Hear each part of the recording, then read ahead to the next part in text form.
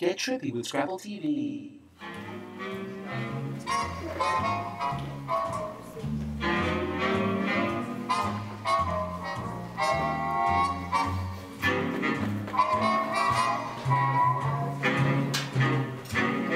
The marvel for me of blacklight is when you look at normal paint, the paint is on the wall over there.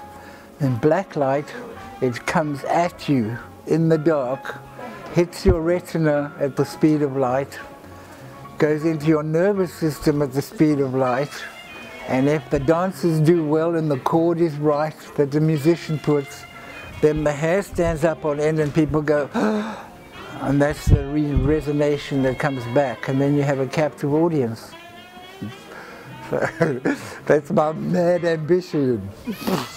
That's why we used to say for Arcadedream, let's go and fuck them up with beauty. That was our battle cry back in the beginning days.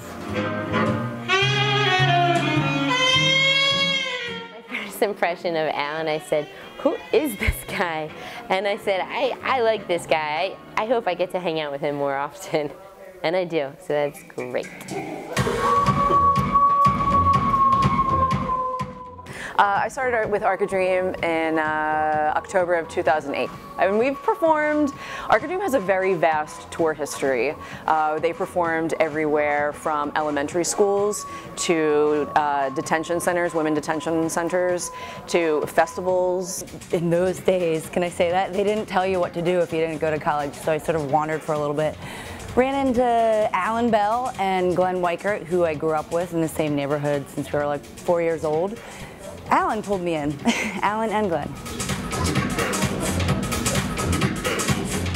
Well, I grew up in a racialistic country, South Africa. Okay, so my big dream was to take the racism that I grew up in and find an art form which fused two extremes, African and European tradition. Out of the African tradition, I discovered this grand secret. The more abstract, the closer it is to what the real spirit is. It can't be naturalistic because that's the world of the body. So I decided to use this idea of the internal forces, externalizing them in the form of masks and using dance and ritual, which is what they do, dancing, puppets and ritual, and then incorporate the Western way of saying Pilgrim's Progress or Candide, where you externalize an intellectual process on the way to a goal. Those are called allegories. So fusing those two traditions made Arcadedream. And then I came to America and set it up here. Introduced the costumes and the masks and showed them to people, and then dancers came and it built up. I didn't have any money, so it had to be the art attracting people to come and do it. The show Little Glow Peep and Other Fairy Tales is a montage of childhood stories and fables that we've put together and kind of reimagined and mushed up and around in our blacklight way. That's what I love on the stage, that it glows and it radiates through the dark. It's the spirit world.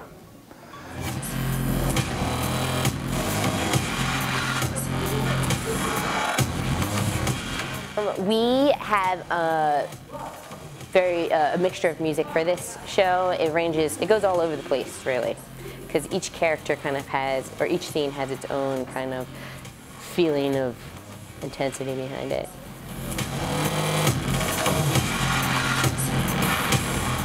Yeah, I'm here tonight to see their efforts and all the things we did in secret, painting the gingerbread house and making the cave and the rock monster and the witch and the wolf and the, oh my God.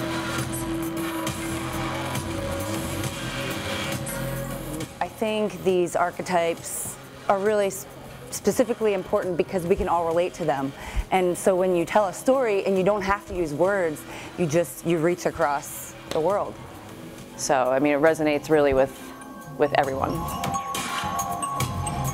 Patricia is now in charge, and she asked for suggestions from the dancers. And I'm in a more supportive position. If they need any help in making props or masks or anything, I will be available to help them So we would like to continue doing performances and workshops for the general public. We very much like to do school performances and community performances, so we're very happy to have junk house us at the moment and we can perform in their space, so it's very helpful.